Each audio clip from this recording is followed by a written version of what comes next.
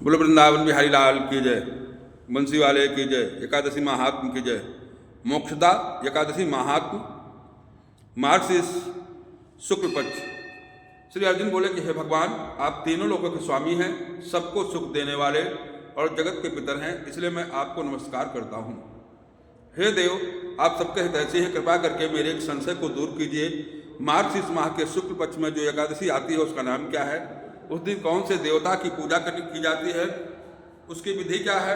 भगवान, मेरे प्रश्नों का विस्तार से उत्तर देकर मेरे संदेह को दूर कीजिए, आपकी बड़ी कृपा होगी। भगवान श्री कृष्ण बोले, हे अर्जुन, तुमने अत्यंत उत्तम प्रश्न किया है, इसलिए तुम्हारा यह संसार में फैलेगा। तुम ध्यानपूर्वक सुनो। मार्गशीर्ष मास के शुक्ल पक्ष की एकादशी अनेकों पापों को नष्ट करने वाली है। इसका नाम मोक्षदा नाम से प्रसिद्ध है। इस दिन श्री दामोदर भगवान की पूजा धूप दीप नैवेद्य आदि से भक्तिपूर्वक करनी चाहिए। हे अर्जुन, मैं अब एक पुराण की कथा कहता हूँ। इस एकादशी के व्रत के पुण्य के प्रभाव से नरक में गए हुए माता पिता पुत्र आदि को स्वर्ग की प्राप्ति होती है। इसकी कथा इस प्रकार है, ध्यानपूर्वक सुनो। प्राचीन गोकुल नगर में बैखानस नाम का एक राजा राज्य करता था। उसके राज्य में चारों वेदों के ज्ञाता ब्राह्मण रहते थे। एक रात्रि को स्वप्न में राजा ने अपने पिता को नरक में पड़ा देखा। उसको स्वप्न में देखकर बड़ा आश्चर्य हुआ। प्रातःकाल होते ही वह ब्राह्मणों के सामने अपनी सारी स्वप्न कथा वर्णन करने लगा।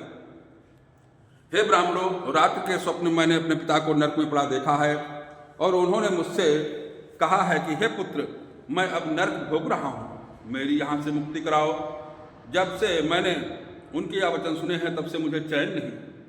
मुझे अब राज सुख ऐश्वर्य हाथी घोड़े धन स्त्री पुत्र आदि कुछ भी सुखदायक प्रतीत नहीं होते हैं।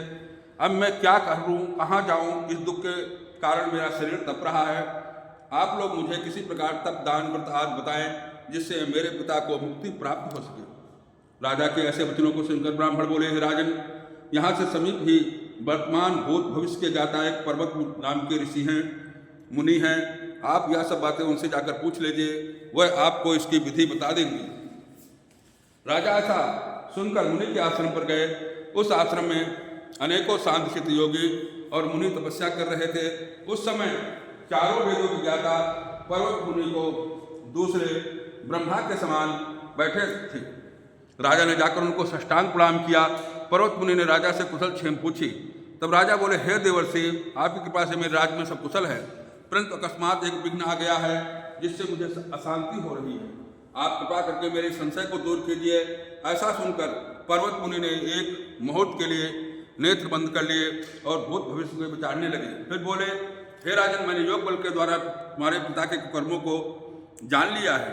उन्होंने पूर्व जन्म में कामातुर होकर सौ के कहने पर अपनी दूसरी रानी को ऋतुदान मांगने पर नहीं दिया।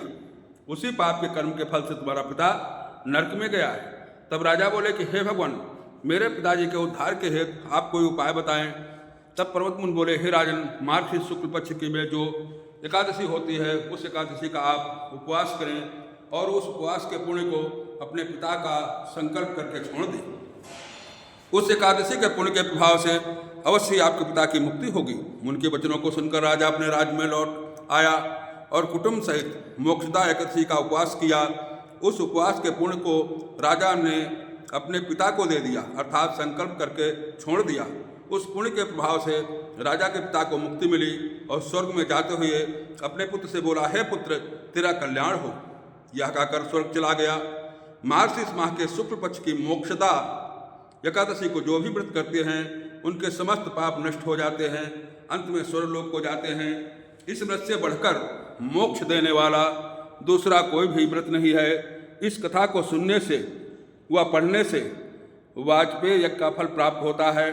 सारे पितरों को जो अधोगति में पड़े हैं उनको मोक्ष प्राप्त होता है। इसलिए यह व्रत मोक्ष देने वाला चिंतामणि के समान है। वृंदावन बिहारी लाल की जय। एकादशी महात्म्य की जय। श्रीमन्नारायण नारायण नारायण, भजमन नारायण नारायण नारायण, लक्ष्मी नारायण नारायण नारायण, सत्य नारायण नारायण नारायण। वृंदावन बिहारी लाल की जय। एकादशी महा की जय।